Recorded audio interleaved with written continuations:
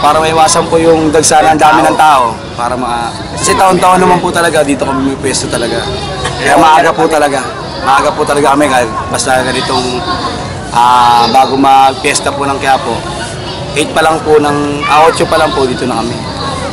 Sinasabi nga po nila yung panata. Meron po kang hiling, maraming natupad sa hiling namin.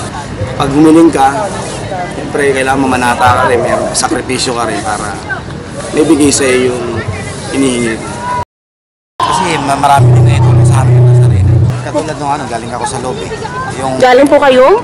Sa loob. Apo. Tapos nung commander, yung miss ko, doon na naman nakasa ng malayo. Tapos yung anak ko, yung bunso. Sakit dati yung may epilepsy, kumaling doon sa patuloy ng pananatan.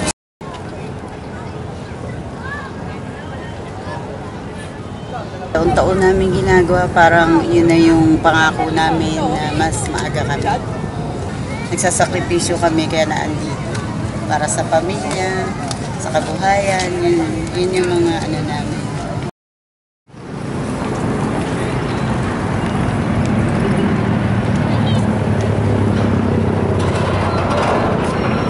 Mayroong kasi, para sa akin, siguro mayroon na mga napatupad hiling sa kanya.